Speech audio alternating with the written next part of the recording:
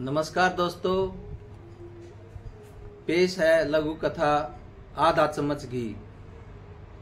राम मेहर गांव के प्रमुख व्यक्ति थे। 2 बार तो वे सरपंच भी बन चुके थे। इतना ही नहीं, किसी का झगड़ा हो, किसी का विवाद हो तो उसको ही बुलाया जाता था और जो उसका निर्णय होता था वो सर्वमान्य होता था। दिन बीतते गए, समय कब करवट ले ले कुछ नहीं कहा जा सकता। अब उसके 3 लड़के थे, जिनमें वो सबसे छोटे फौजी में रहता था। फौजी साहब 6 महीने में घर आता, लेकिन उनकी पत्नी अपनी मनमर्जी थी। तो इस प्रकार से जैसे ही उसका बुढ़ापा शुरू हुआ तो राम मेहर का जो है जीवन बहुत ही परिवर्तित हो गया। अब उसकी चारपाई सरकते सरकते पशुओं के बाड़े तक पहुंच गई।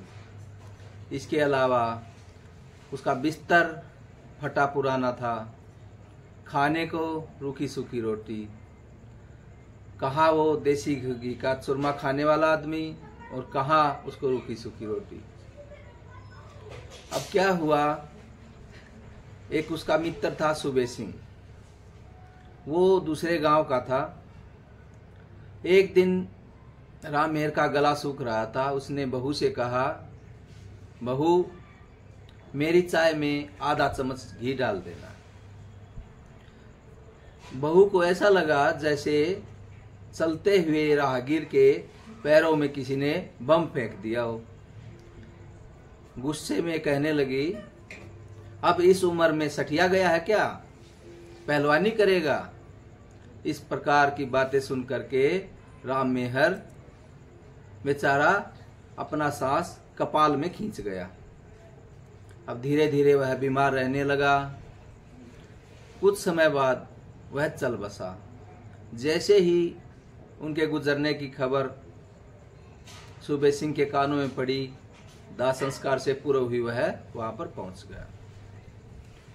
इधर से फौजी साहब को उसकी पत्नी कहने लगी, देखिए मेरे पास 2 किलो घी है, पिताजी के लिए ये ले जाओ, क्योंकि सामग्री में मिलाकर छाती पर जो डालना है। अब सुबे सिंह से रहा नहीं गया।